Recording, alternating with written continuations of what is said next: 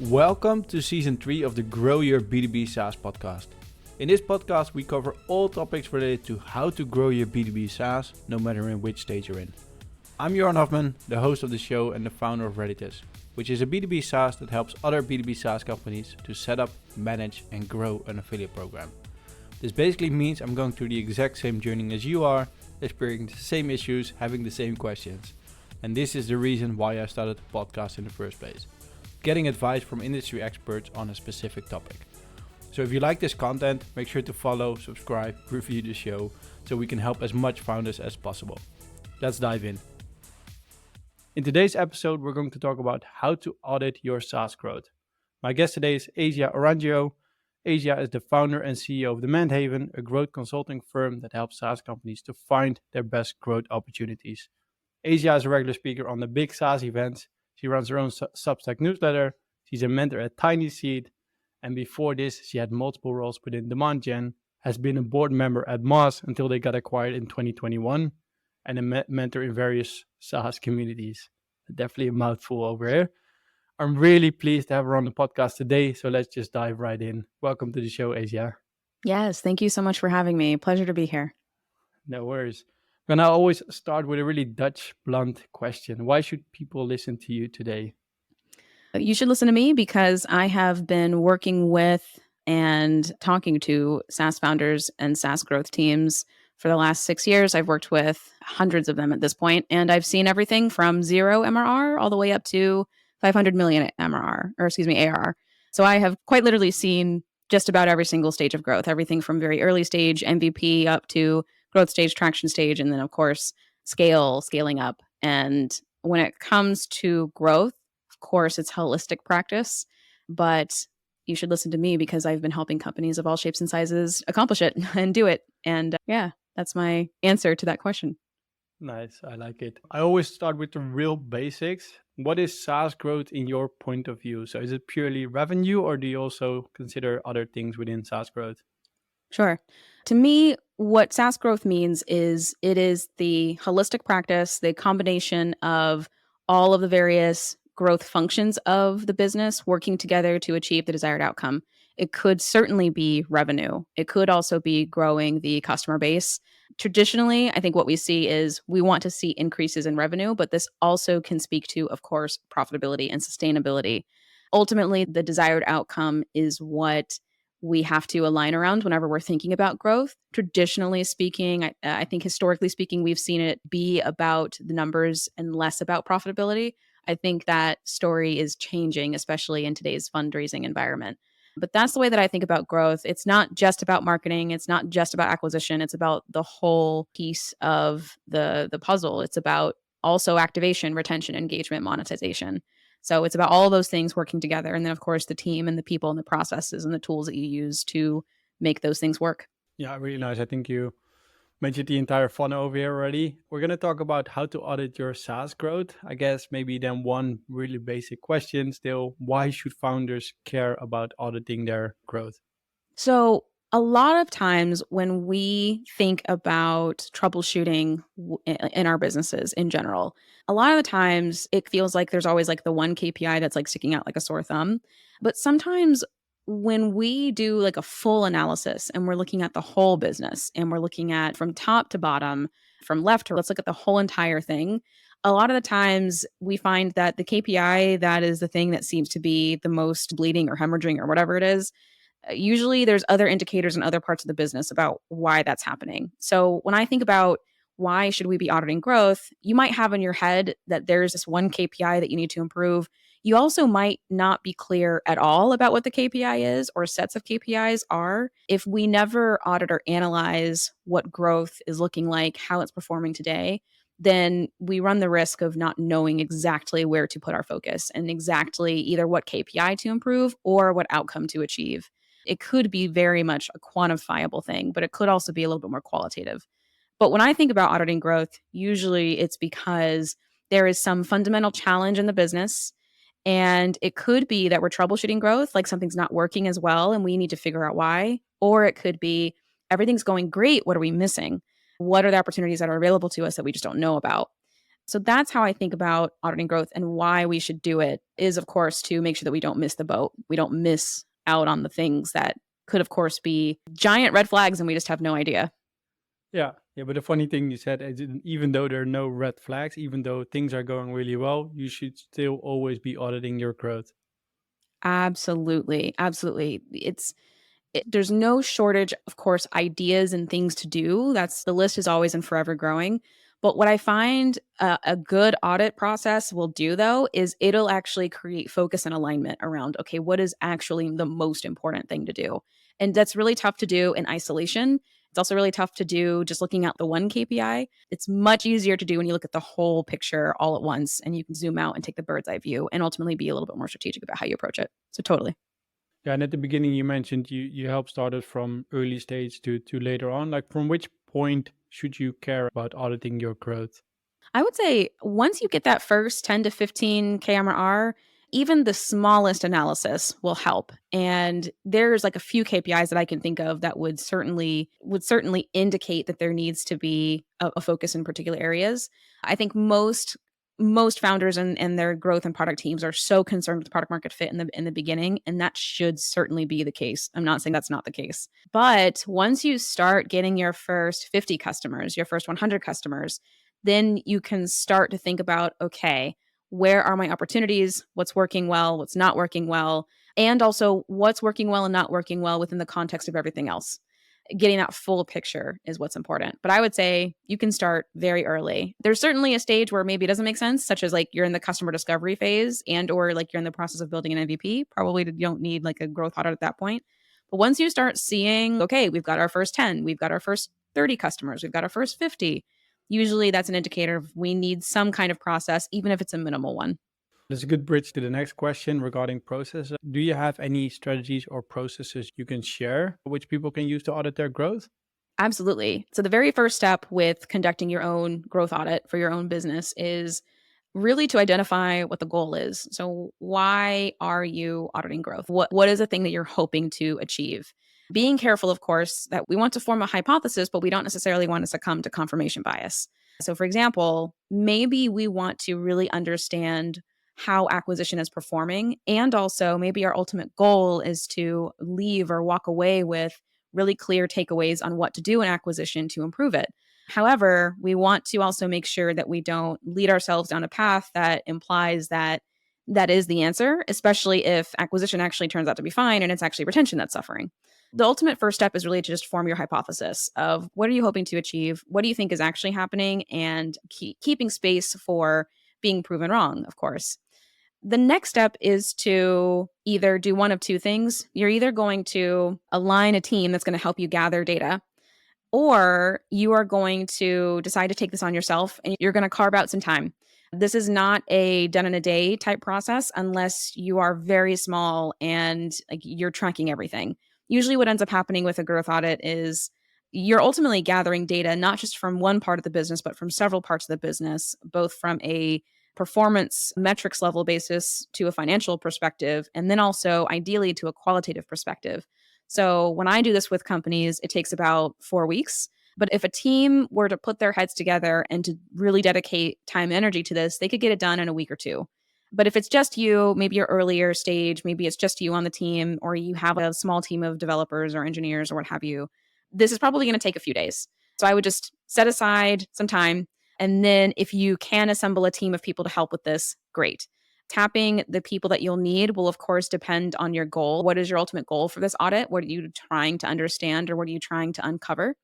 And then from there, what I highly recommend teams do is identify a few different things across the areas of business. So you want to gather data of performance on how awareness and acquisition are performing.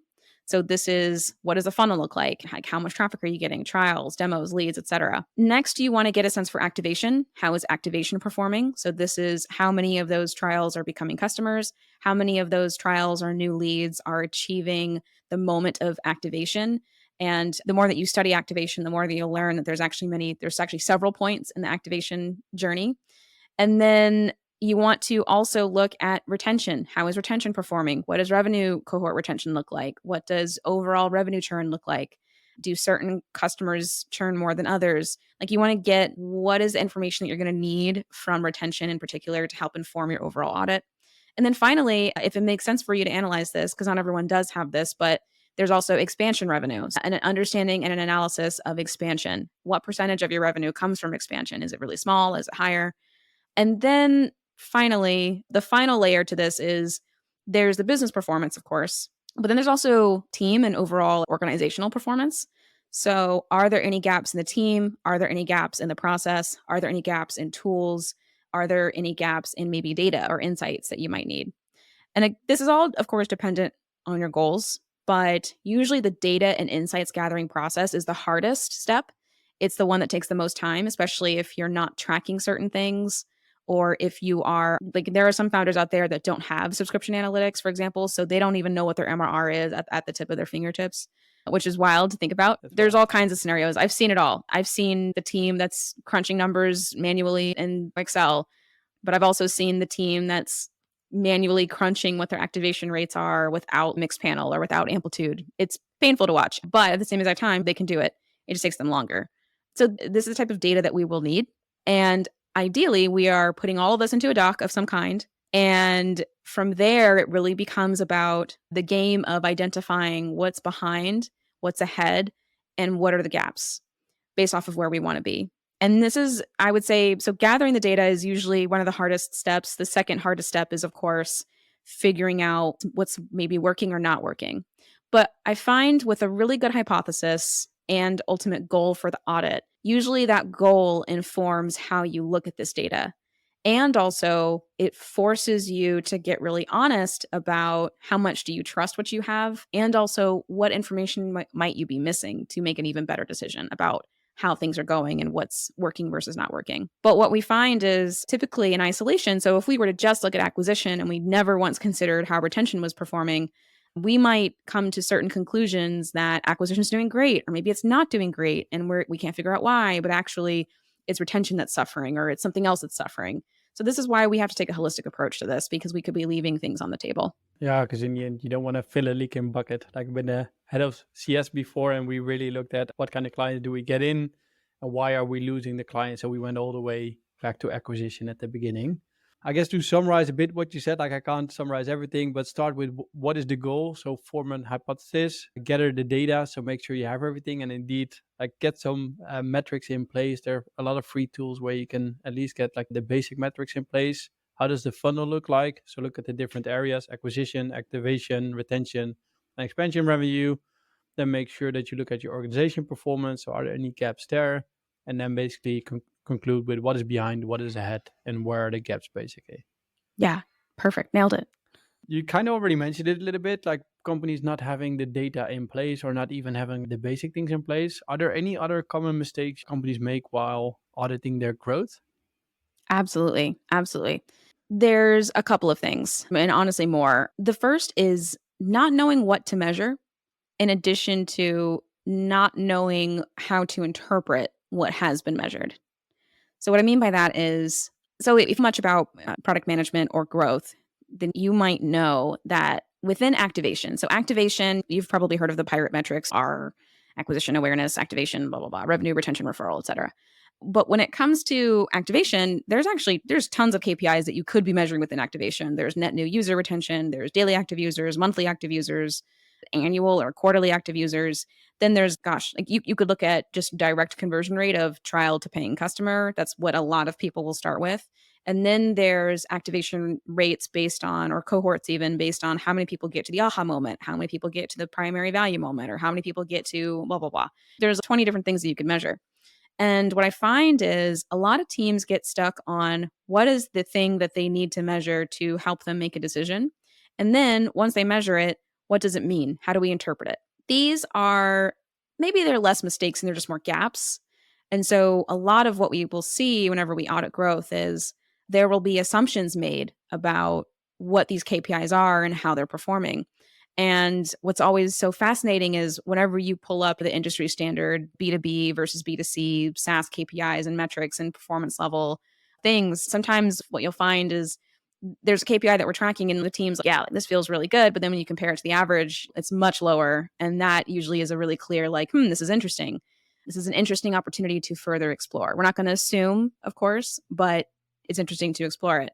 And then other times you get scenarios where it's well performing, like well over. So for example, I think the average B2B SaaS free trial conversion rate today in self-serve companies is, I think, at 30% for top performing companies. I've seen some activation rates or conversion rates, at least in this case, that are like 60%. Like I've seen like quite literally double, like really high. Sometimes it's, oh yeah, let's pat ourselves on the back and it's great. But then maybe later we also see though that doesn't have an impact on revenue growth. And so then it's okay, what's happening? So there's a lot of the times it's not knowing what to measure, not knowing how to interpret it. And then the other thing is making an assumption about what it means. This is extremely common. The thing about all the quantitative stuff, the KPIs, the metrics, is it does a really good job of telling you what, but it does not tell you why or how or even who. And sometimes we'll measure like an activation rate or a retention rate or revenue cohort retention or whatever it is.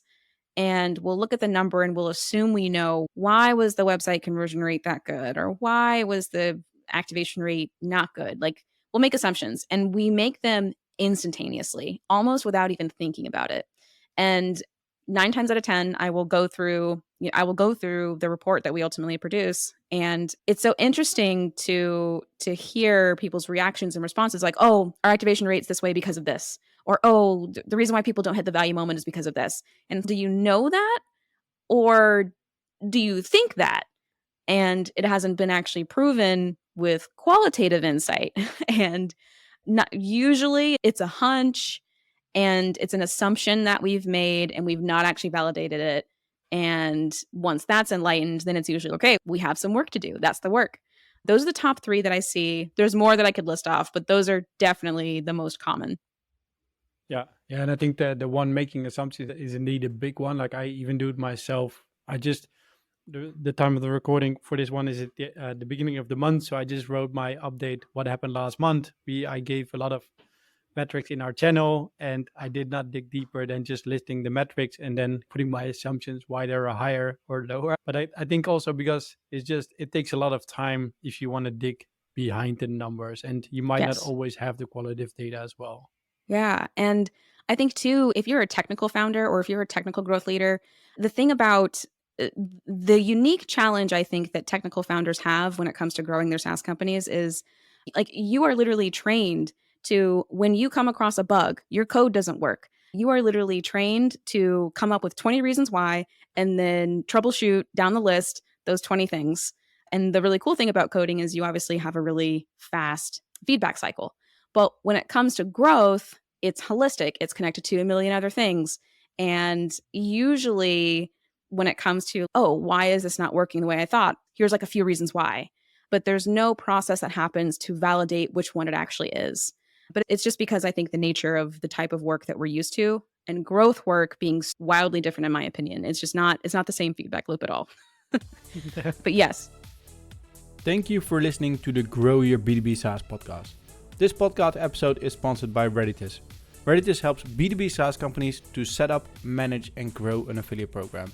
In short, an affiliate program means that you're going to ask other people to promote your SaaS, and you would only pay them if they deliver you a paid client, making it a very cost-effective and scalable way to grow your monthly recurring revenue. See more at getredditus.com. We talked about mistakes. Let's turn it around. Are there any best practices regarding like finding growth opportunities or doing a growth audit? So the things that I typically recommend to teams and also help them with myself, but what I find is when you have the team aligned and on board with what the goal is, and also you've set the expectation that this is not a space for judgment. No one's going to get fired because of this growth audit. As I hope not. And this is not a space for judging. This is a space for uncovering, exploring, and finding. We are seeking opportunities. Even if there is a KPI that is not working the way, like you already know revenue churn is bad, or you already know your net new user retention isn't great. Even if you already know like what the problems are, creating a safe space to just say, The goal here is not to judge. The goal here is to troubleshoot, to fix, and to find. And getting the entire team aligned around that, because what you don't want to do is you don't want to position the growth audit as something that is like a scary thing and someone's going to get in trouble. This will cause people to hide, and it will cause them to want to like maybe not give you all the information. And that's not what we want. We want transparency, we want the truth, but also we want to create a space that is safe ultimately, and it's not a space for judgment. All that to say though, when I find teams that do a really good job of either conducting their own growth audit or they do a really good job of collecting the information, collecting the insights, it's because they're coming from a space of trust and transparency and very low ego. No one is showing up to the table wanting to be right and also wanting to hide like maybe the shitty KPIs that aren't doing as good as they would like. They're coming to the table with, here it is, here's the truth, here's what I found, here's what I've learned, here's what I've taken away from this, here's what I think, but we should prove these, or we should validate these things. That's definitely one of the most healthy responses to a growth audit. The secondary thing I would say is getting really honest in that process around what you don't know and what you don't know. It never fails. Every time I've ever run a growth audit with a team, you always hear from like the founder and like from the product manager and then from the head of marketing, you hear, okay, I know that the customers are doing this, or I know that this is our customer. I know like these things, but here's what I don't know. I don't know if they've compared us to something else. They're very transparent about what is unknown. I think where the growth audit falls apart is when you are neither aware nor are honest with what you know that you don't know. I think sometimes too, there's this tendency to want to like, no, I know the customer, or I know this, or I know that. But in actuality, it's like, well, there are some things I don't know. And I think if you're really clear and transparent about that, it makes the growth audit even more powerful because it makes it clear what your next projects are. So all that to say, I think creating that safe space, definitely one of the best practices, especially if you have a team doing this. And then secondly, getting really clear about what you don't know, because that usually creates a project or a task for someone else to go, no, well, let's go figure it out. Let's go find out so we can improve our decision making. And so we can reduce the risk of making a decision based off of bad data or old data or missing data, which of course we can fix the missing part at least. Yeah, it almost sounds like this is going to work really well within a company organization where they're really transparent versus, I guess, if you work in silos, you have a lot of egos and indeed like there's a lot of judgment or people hiding information. They want to get their promotion, so they don't want to reveal information which could hurt them in the long term, even though it's not the case probably. Yeah, totally. I think a good growth audit probably doesn't survive a not so great culture. But even if you are a leader though of a team, so maybe you're a product leader or maybe you're a growth leader or maybe you're a marketing leader, you can still use the audit as a way to audit the marketing department or audit the product department. So even if you can't do a cross-functional growth audit, that's totally fine. It's ideal if you can, of course. But if you're feeling like, I don't know if our culture would survive a cross-functional growth audit, then you can still use the audit as a way to see how your own function could improve on various aspects of SaaS growth. Let's assume we can do it across departments and everybody is transparent. Like there's still probably going to be challenges and obstacles people are going to face while doing the audit growth. Like any other challenges they will face and maybe some ideas on how to overcome those? The first one is easily the collecting the data. So if the data doesn't exist, then it's either a project to collect it. In some cases, that project might not be a short project. So for example, you might conduct a growth audit and then realize that in order for you to actually make a really good, sound strategic decision, maybe you need to conduct customer research or audience research or user research or all of the above. And that can take weeks. Like that's an easily several weeks process or project. Even if you were to run a survey, it would still take a few weeks to design it, send it out, get responses, analyze it, etc. There's collecting information to make a good decision. I think one of the other big challenges is not knowing if you've gone deep enough.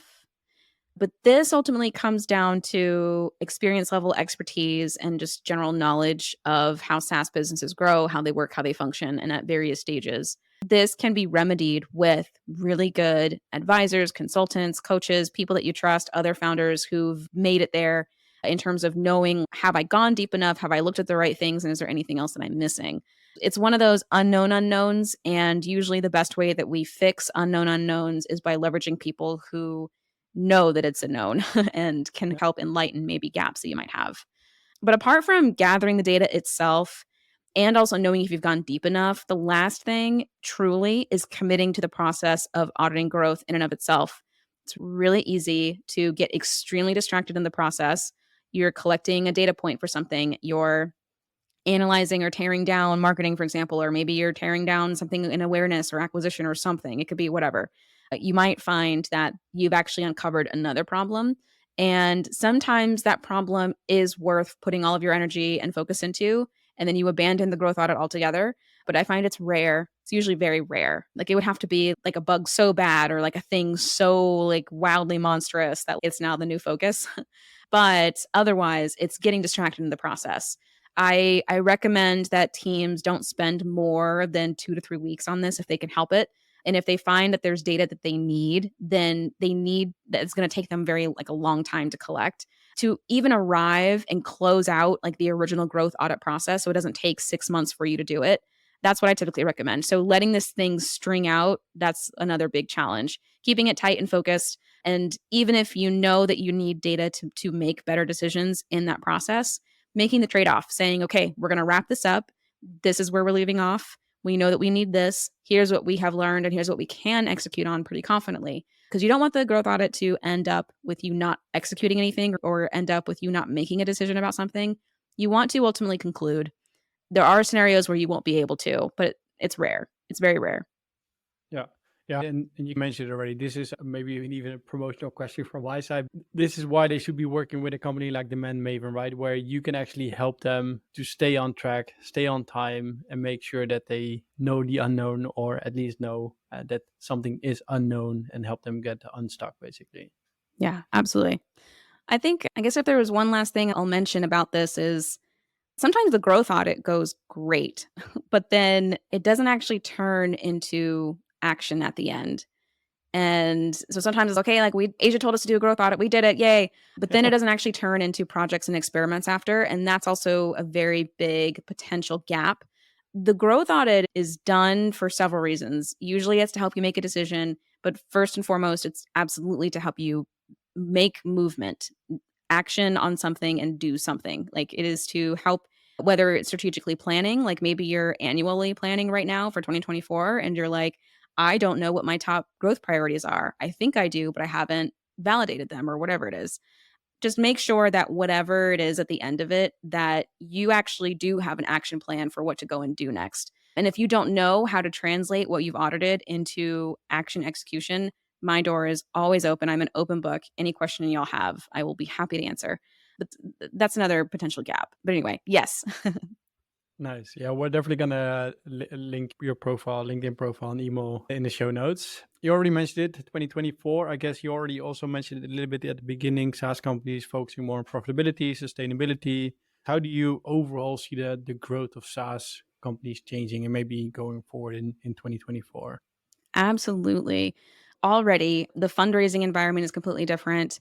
I think what investors are hoping to see and wanting to see more than anything now is they want to see sustainability and profitability. And of course, growth is always going to be a part of the story. But to me, like I said, growth can really be truly like the we're just going to grow at all costs kind of mentality. But then there's also the no, we're going to grow as sustainably and profitably as possible. And not only this, but marketing channels, it's getting more expensive. I think in the last, I don't know, 6 to 8 years, it's doubled, if I'm not mistaken. Marketing channels are going to continue to get more and more expensive. It's also going to get noisier. It's getting harder to stand out from competition, from other producers, providers, creators. And then you've got AI into the mix. So AI is going to make things really interesting because on the one hand, it's going to make it really cheap for a lot of people to compete on the same thing and producing content about the same things, which means there's going to be even more noise. But on the other hand, I think teams that learn how to use AI will. So one of the growth levers is operations and doing more with the resources that you have. So on the other hand, AI can actually scale a team in a very different way. That's going to be really interesting to see. All that to say, I think the trend is going to be how can you grow with what you already have? How can you grow without adding necessarily more and more headcount or spending more and more dollars on acquisition? There are going to be some markets and industries where doing that makes sense, where growing by headcount and growing by spending more acquisition dollars will make sense. But I think it's going to be ultimately the day, how can we improve this cost of revenue that we're seeing? If it's too expensive to generate the revenue that we're generating, is it worth it? And I think the landscape is going to shift. I don't know for how long. I feel like the last time we saw this was probably after the dot-com bubble was, I think, the last time this trend was like happened. We're seeing it again due to COVID and other, I think also too, just like in the VC world and in the VC market, we're seeing WeWork and Theranos and FTX, like those have the hype bubble, I think, has burst on organizations like that in some ways. Even there's skepticism about Uber. And so I think there's a general fear, and also concern, but then also a new value on let's create sustainable growth, let's create profitability. So yeah, that's where I think we're headed. I don't know for how long. I also don't know how. It could be fickle. It's the story now, but maybe in another 2 years it'll change again and it'll be more about like growth at all costs. But I don't think we're seeing that. I just get the general sense too that people are wanting to be more thoughtful and they're wanting to be more strategic. And yes, like the hustle is great when you love the hustle, but if the hustle is not creating more of what you want to see in the bottom line, then maybe we need to pause for a minute and think and get critical about what's really happening. Yeah, it makes a lot of sense. I think that's why we're like personally in a good space, because we're basically help SaaS companies to grow in a cost-effective way with using affiliates. So like even the things you mentioned, I feel like we're definitely in the right direction when I look at our own business. We are going to close off. I always have these 4 questions at the end. So when we start with advice about auditing growth or maybe growth in general, what kind of advice would you give somebody who's just starting out and grow to 10K monthly recurring revenue? This is actually true for really any company, but if you're just starting out and you're trying to get to 10K in MRR, your ultimate mission is going to be, it's called revenue cohort retention. Your mission is to get to, let's say, 60% after 12 months. At 6 months, it should ideally be 60+%. And that's on the way to 10K. And the reason why is because if you're not familiar with revenue cohort retention, basically what that means is the revenue that you've generated this month, how much of that revenue do you retain every month after that from that same bucket of revenue that you got this month? And if you use Profit, there's a chart for you for free. It'll show you this. Baremetrics has it too, and so does ChartMogul. I feel like there's a couple of others that have this chart. But if you're using any of those tools, they probably have a revenue cohort retention report for you for free right now. And your goal is to get to that metric. And the reason why is because if you don't, you're going to have to replace that 10K MRR every 6 to 12 months if you have less than 60% at 6 months. And the way that you get there is by focusing on the things that you already know about. So you already know about getting to product market fit. You already know about, okay, what are the channels for acquiring the best paying customer? Who is my best paying customer? Why do they buy it? You already know about that process, or I'm assuming you do at least. But when I audit growth, the first thing I'm looking at is revenue cohort retention. Doesn't matter what size the business it is. And I can tell you without a shadow of a doubt, the highest growth companies, the ones that are like, they're just like taking off, they have 120%, typically, like it's 100 to 120% revenue retention at 12 months. And then the ones who are in between, at the 12-month mark, they're usually getting 80%. They should be getting 100, but even 80% still is technically pretty good. If it's 60% or less at 12 months, this business is going to have to replace its revenue every 12 months. And that's a grind. Basically means that marketing has to work extremely hard. So does sales.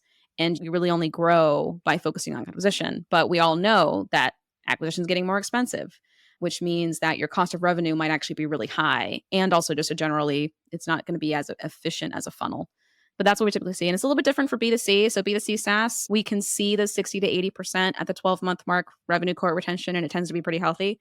But ideally, we're still in the 100% if we can get there. But if you're 10K MRR, yeah, I would say at the 6-month mark, get more than 60%. That's a good sign if you're getting better and better cohort retention on the revenue side. So when you go indeed past that 10K MRR, what kind of advice would you give SaaS companies growing to 10 million ARR? And I know it's a big step, but any advice here? Absolutely. Okay, so I'm actually going to break it out into, so let's go from 10K to 80K MRR, which would get you to the million-ish. I think it's 83 or whatever. But so from 10K to 83K MRR, getting to the million, the biggest differences here are doubling down on the channels that generate the best paying customer, getting like violently aggressively clear about who the best paying customer actually is and what the context is upon which they are buying the software. Too many teams get way too distracted on the way to a million. They get super distracted. They think they have to be everything to everyone. They think that they have to scale and grow many different parts of the product, and they don't necessarily have to. They actually need to instead focus on best paying customer, creating value, delivering value. That's the trifecta. That's what gets you to a million. That plus channels. We need to have a way to generate the best paying customer, and ideally it's with a channel that is cost effective. As we've discussed, it's getting more and more expensive. This all, like, your pricing and monetization is part of the story as well. But once we get to a million plus, so a million to 5 is very different in my opinion than 5 to 10. 1 to 5 is usually, oh shit, we're figuring it out. And they're like teams are figuring out processes for the first time. Teams are also figuring out like, oh, how do we actually all work together to accomplish the mutual goal? Usually also this is when they discover that they're actually not as good at product management as they think that they are. And so they start hiring their very first head of product, or they start hiring, if they already have a VP of product, maybe they're already investing in what is our methodology for how we define what customer value looks like and how we understand the problem space that we're in and how we build new features. What are the trade-offs that we're making?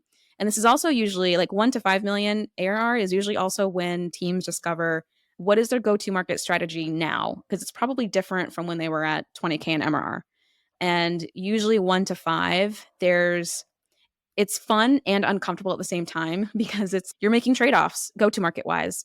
What you build with the product makes trade-offs actively in the market. And I think a lot of teams, they might know that subconsciously, but when it plays out in real life, it's like a surprise. And then 5 to 10, usually, so from my experience, 5 to 10 is, I feel like once you get to 5, getting to 10 is usually pretty clear. Because you've done all the struggling from 1 to 5, like you're probably pretty crystal clear on go-to-market strategy to an extent. Like you're clear, like here's how we're positioned, here's what we're here's what we're providing to the market. Here are maybe not just one best paying customer, but here's our top 2 to 3 segments. Here's how we go to market to each of those segments. And really 5 to 10 ends up being more about team and people and culture, I find, and making sure you've got the right people in the right seats to do the good work. And then 10 beyond. So I can give the picture of 10 to 50, for example, because I've seen this too. This is where go-to-market strategy now changes, and now we're making decisions and trade-offs about our position in the market. And this is where product development, product management, this actually becomes crucial. And also too, we start to see companies make acquisitions. We start to see companies really building their brand. I think about HubSpot, actually, thinking about like, how does HubSpot do what HubSpot does? When they were in that 10 to 50 space, they were making very specific investments in certain parts of the market to acquire like their market share. And then of course they're huge now. But yeah, it's a different race. But that's the advice I would give. Nice. Thank you. And maybe one more general piece of advice, I guess, for SaaS founders, because that's our audience, right? Any general advice you want to give towards SaaS founders who are currently on their journey growing their SaaS? I would say hang in there. Where you're at, who you are, what you're doing, what you're learning. There's light at the end of whatever tunnel you're in. And it's impossible for you to know everything. So the best that you can do is with what you know today. There's this common phrase that's like hindsight's always 2020, and that is actually not true at all. Hindsight's not 2020. You can actually only make decisions with the information and the knowledge that you have today. And unless you dedicate your whole life to learning everything, it's going to be impossible for you to actually make decisions with a 180-degree view. That's actually not realistic or possible. So I think hanging in there and doing the best with what you have, that is, I think, what like we all have to hold on to. Of course, we all have goals, we have ambitions, especially if you're an achiever. But I think if you're out there listening and you're beating yourself up for not being where you want to be, it's just not, I want to relieve everyone of that angst, because where you are now is where you are meant to be, and where you're going to be next is also where you're meant to be. You're probably doing the right thing. You're probably on the right path. Could it be better? Of course. But just hang in there. It gets better. Nice. I think it's a great piece of advice, because no matter in which stage you're in, you're always going to have problems. They never stop coming. So never. I'm working with a company that's 500 million. They're 500 million in ARR. They've got like 70,000 customers. They've got 5 products. Huge company. And of course they have challenges. They have tons of challenges. And they're not wildly different from what we're experiencing, like from what like the average person is experiencing running their SaaS company. It happens at every stage, every size. No one has it perfectly figured out. It just, the scale of the problems gets bigger. And if that's exciting, then great. And if it's not exciting, then what can we do so that you're focused on the problems that you really want to solve? Nice. I like it. Maybe one final personal question. What is one thing you wish you knew 10 years ago? The phrase that just came to my mind was that it's actually not about me. So when I was earlier in my career, so I started out in marketing and I've been in tech for the last, I don't know, 11, 12 years, whatever. But I think like in my earlier marketing roles, I used to think that just because my goal wasn't met, that the whole company would fall apart. And I'm not saying this to say that anyone who's listening out there should relax on their goals. It's less that as much as I guess I used to think that I was this like magical linchpin. And if I wasn't doing it right or well, then the whole thing would fall apart. And it took me years to realize, oh, it's actually not about me. It's actually about something much bigger than me. And it's actually about the collective and it's about all of us together. And there's value in being able to see yourself as the individual. Of course there is. Of course there's value in being able to take responsibility for yourself. But what took me several years to realize was like, oh, it's actually about all of us. It's about the whole picture. And I think if that was something that I had internalized earlier, I think I wouldn't have maybe been so scared to make certain decisions. And at the same exact time, I would have taken more risks because I think that there's a fear that gets associated with thinking that you're the linchpin for things of, oh, if I mess up, then the whole thing falls apart. But actually, that's not necessarily always true. We can take risks because it's about the collective. It's not about the individual in the same way. But anyway, I really hope that doesn't get totally construed. I hope that makes sense. But that's what I wish I had known 10 years ago. Like that it's actually like the world did not evolve around me. And once I learned that, I was like, oh, the world actually just revolves. And that's it. Final question. If people want to get in contact with you, we're going to link your LinkedIn profile. Is that the best way or should they contact you in any different way? Yeah. Okay. So LinkedIn is great. I would say if you send a connection request, just say that you listened to this podcast. And so I know that it was you. Otherwise, I'm active there, of course. There's also, I publish weekly on my newsletter called The Work. So if you like the way I think, if you want to learn more about not only how to audit growth, but also other growth-related concepts, whether it's in marketing, product, whatever it is, there is my newsletter on Substack. It is called The Work by DemandMaven. And then I'm occasionally on Twitter here and there, X, whatever we're calling it now. I think it's X technically. And then, yeah, demandmaven.io is also where I reside. So if you ever want to chat, hit me up. I have an open book. I'm happy to answer any question you guys have. So yeah, just happy to provide value where I can. Nice. We're definitely going to make sure that we link to all the social profiles. But I guess the conclusion here is get in contact via the website or get in contact via LinkedIn because X or Twitter might not be the best way. Thanks for coming on to the show again. Thank you, Asia. Thank you so much. Thanks again for listening to the Grow Your B2B SaaS podcast. If you found value in today's episode, please leave us a review, follow us, thumbs up, you know what to do. If you want to sponsor the show to reach SaaS founders, just ping us on LinkedIn. And if you're experiencing any kind of specific challenges right now, let us know as well. We're always looking for topics to cover in our show. For now, have a great day and keep growing your B2B SaaS.